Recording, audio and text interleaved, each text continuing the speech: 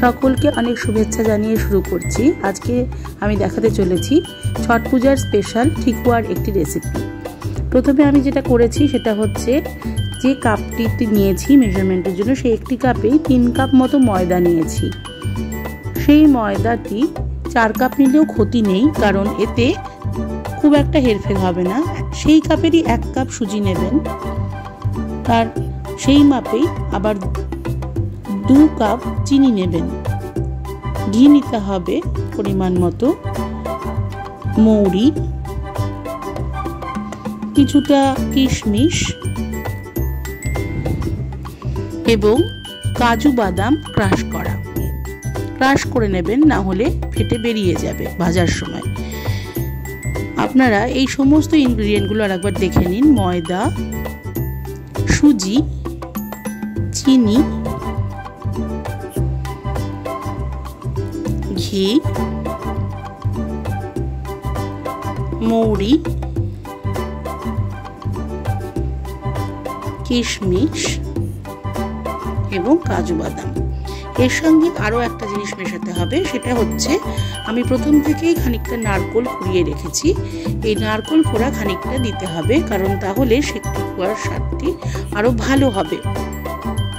এবার সমস্ত উপাদানগুলি আমি ময়দার সঙ্গে মিশিয়ে নেব। যে বলে ময়দা রেখেছি তাতে পরপর সমস্ত উপাদানগুলি মিশিয়ে নিতে হবে। এভাবে হাত দিয়ে একটু একটু করে মেখে নেব। ঘি বা তেল যাই ব্যবহার করবেন সেই ময়ানটা এমন পরিমাণে দিতে হবে যাতে মুঠি করলে ময়দাটা মুঠ পাকে, এবং এরপরে এরকম একটি নরম ডো বানিয়ে ঢেকে রেখে দিন মোটামুটি আধ ঘন্টা থেকে 1 ঘন্টার জন্য। এইবার একটা বাটিতে একটু সাদা তেল নিয়ে সেই তেলটা হাতে একটু মাখিয়ে নিতে হবে যাতে মিশ্রণটি হাতে লেগে না যায়।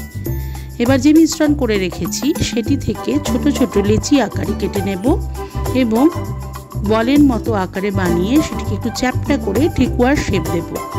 যদি বল করে দেন তাহলে ভিতরটা কাঁচা থাকার সম্ভাবনা থেকে যাবে। তাই ঠিকুয়া সবসময় ফ্ল্যাট বানানোর চেষ্টা করবেন। আপনারা চাইলে মনোমতো আকারে গড়ে নিতে পারেন, বিভিন্ন শেপে এবং সাইজে। ছাঁচ থাকলে সেটা ব্যবহার করতে পারেন। এরকম একটি পাত্র নিয়ে নিয়েছি। এবার তেল বসিয়ে কড়াতে দেখে নিলাম যে টেম্পারেচারটা কেমন আছে। খুব বেশি টেম্পারেচার হয়ে গেলে কিন্তু পুড়ে যাবে। তাই প্রথম যখন দেব তখন হালকা একটু গরম করে তেলগুলো, সেই আমরা যেটা বলি ঠান্ডা গরম তেলে একটা একটা করে ঠিকুয়াগুলো ছাড়তে হবে।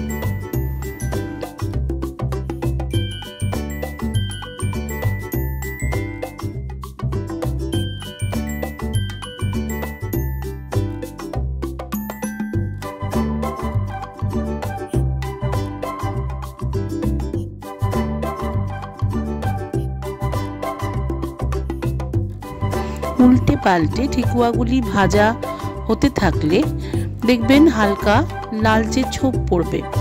সেই লালচে ছোপ থাকাকালীনই আঁচটা কমিয়ে ভাজবেন, ধীরে ধীরে উল্টে দেবেন যাতে ভেঙে না যায়। আর এভাবে গোল্ডেন ব্রাউন হয়ে গেলে ধীরে ধীরে ঠিকুয়াগুলি তুলে নেবেন।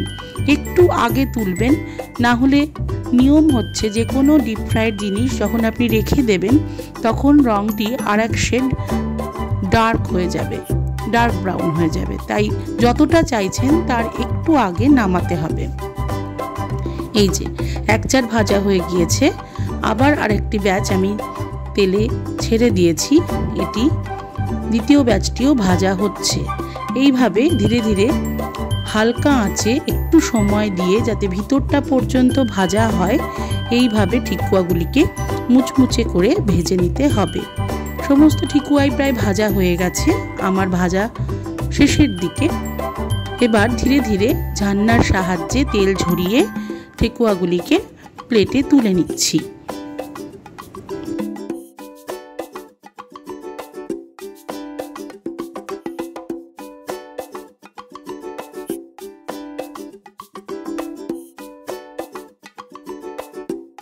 এবার এই যে তুলে রাখা প্লেটে ঠিকুয়াগুলি ঠান্ডা করতে দিয়েছিলাম, ঠান্ডা হয়ে এসছে।